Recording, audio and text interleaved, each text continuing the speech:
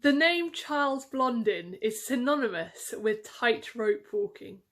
Blondin's greatest fame came on September the 14th, 1860, when he became the first person to cross a tightrope stretched over a quarter of a mile across the mighty Niagara Falls. People from both Canada and America came from miles away to see this great feat. Several times he walked across 160 foot above the falls, each time with a different daring feat. Once in a sack, on stilts, on a bicycle, in the dark and blindfolded. One time he even carried a stove and cooked an omelette in the middle of the rope. A large crowd gathered, and the buzz of excitement ran along both sides of the riverbank. The crowd oohed and ahed as Blondin carefully walked across, one dangerous step after another, pushing a wheelbarrow holding a sack of potatoes. Then at one point he asked for the participation of a volunteer.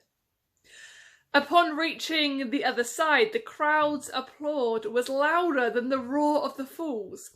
Blondin suddenly stopped and addressed his audience. "Do you believe I can carry a person across in the wheelbarrow?" The crowd enthusiastically yelled, "Yes, you are the greatest tightrope walker in the world. We believe." "Okay," said Blondin. "Who wants to get into the wheelbarrow?" At first, everyone went very quiet and no one moved. Eventually, a little old lady emerged through the crowds and said, "I will." The lady was Blondin's mum, the only one to have true faith in her son. Now, we often talk about what it is to have faith, whether that's faith in ourselves, faith in another person, faith in an organisational system, and of course, faith in God. But is faith just a nice concept, or does it actually change how we live? Now, faith is defined in the Collins Dictionary as a strong or unshakable belief in something. The crowds watching Blondin thought that they had a strong, unshakable belief in him, but their actions suggested that the foundation of their faith was actually shaky ground. Former US President Jimmy Carter said this: "To me, faith is not just a noun, but a verb." He knew that faith was not just something to possess, but something to act on. But how do we see faith in action in the characters of the Bible? And how can we demonstrate faith in action in our lives today? If we turn in Scripture to Hebrews chapter 11, we find it entitled Faith in Action. The verses recall the stories of Old Testament characters who, by faith, responded obediently to God's call. We read that by faith, Noah, when warned about things not yet seen, in holy fear built an ark to save his family. By faith, Abraham, when called to go to a place he would later receive as his inheritance, obeyed and went, even though he did not know where he was going. By faith, Moses' parents hid him for 3 months after he was born, because they saw he was no ordinary child and they were not afraid of the king's edict. By faith, the people passed through the Red Sea as on dry lands.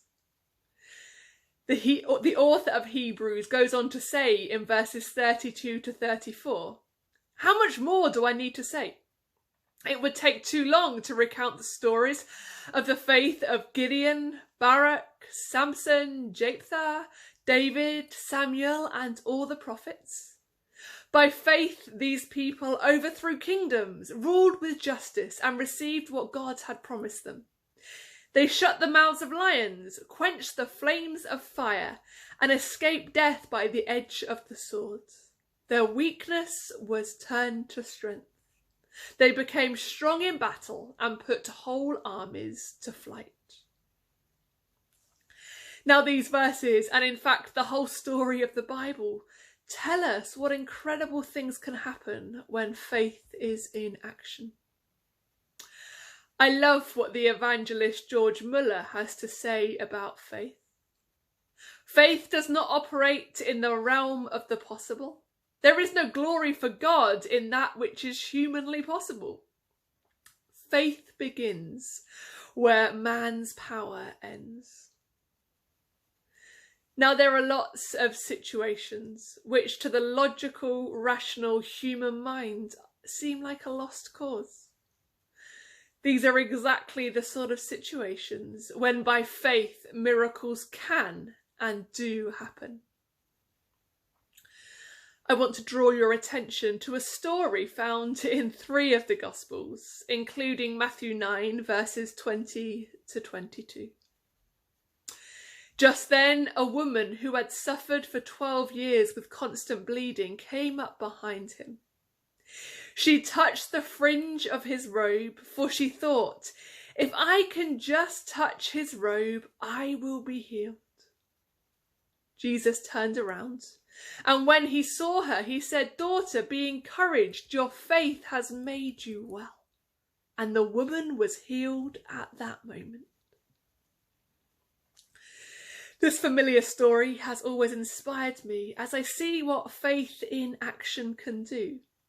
But it's also challenged me as I grapple with the reality that not all ailments and afflictions are healed in the way that we would choose. As I've read further about this story, however, in recent days, my eyes have been opened to something new within it. Previously, I had assumed that it was as the woman touched Jesus' robe that she was healed.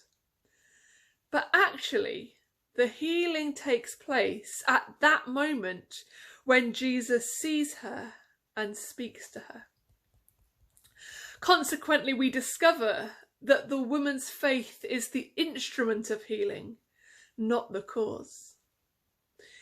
It is Jesus' authoritative pronouncement about her faith that saves her, not the faith itself. This woman, who for 12 years had not only been physically unwell, but also socially excluded, psychologically hurt, and understandably desperate, had a depth of faith which said, if I can just touch his robe, I will be healed. But her faith was not passive. It became active as she put herself in a vulnerable position amongst the crowd and reached out to touch Jesus. Now, if we return to Hebrews chapter 11, the chapter opens with the words, "Now faith is confidence in what we hope for, and assurance about what we do not see." After 12 years of struggle, disappointment and hurt, this woman was still hoping in healing. Perhaps she was at a point where she couldn't actually see in reality how that healing would play out. But still her words and her actions suggest an assurance that it was possible. Are you battling with long-term struggles, disappointment or hurt? Is there still something inside you which hopes for healing? The bleeding woman had to be close enough to Jesus to reach out and touch his cloak. And we don't have to have wonderful Bible knowledge, an excellent understanding of theology, or to always make the right choices to have faith. But it is as we draw closer to God and our trust in him deepens that we begin to discover more the power of faith. Faith that can move mountains. This woman was made well by faith. For her, this was a physical wellness. For us, it won't always be that way. But we can be made well by faith. Because by faith we can come to realise the power of God's grace, which enables us to respond, "Whatever my lot, thou hast taught me to say, it is well with my soul." Now, you may have a long-term worry, condition or situation that you deeply desire to be made well from. But perhaps today putting your faith in action is simply about having the courage to step into tomorrow despite being so unsure of what it will bring. It was a delight last Wednesday morning to go for a run and to be able to see more than a few metres ahead of me after 5 days of thick fog filling the air. When the sky is clear and the path ahead is lit, with confidence in my own ability, I can forge my way forward. When the sky is foggy and my vision is blurred, I simply have to trust my feet to land on the ground and take each new step as it presents itself. In these days, when it seems the light only reveals the path a few metres ahead, we give thanks that in the words once again of Corrie ten Boom, faith is like radar that sees through the fog. In these days, do I always have strong, unshakable belief in myself, in others, in flawed organisations, in future circumstances? No, I don't. But I am striving each and every day to have strong, unshakable belief in my God. And I too am striving for that faith not just to be a noun, but to be a verb too. For Blondin's mother, her faith in action was seen when she offered to sit in the wheelbarrow. For Noah, his faith in action saw him aboard an ark. For Abraham, faith in action started him on a journey to the promised land. For Moses' parents, their faith in action caused them to give up their child to secure his safety. For the Israelites, their faith in action inspired their steps through the Red Sea. For the bleeding woman, her faith in action moved her closer to Jesus. What does faith in action look like for you? It has been said that faith hears the inaudible, sees the invisible, believes the incredible, and receives the impossible.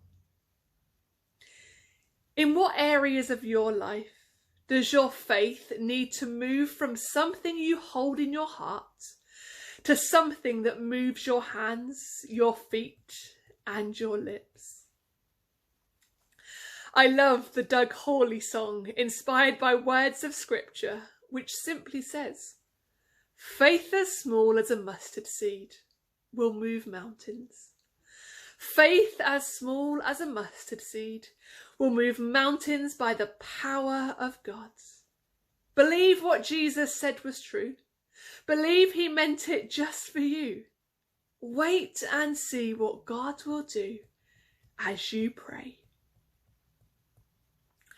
I pray today that whether your heart is bursting with faith or your faith is as small as a mustard seed, that you will have the courage and conviction to step out, to move on, to grow up, and discover for yourself that faith that will move mountains. God bless you.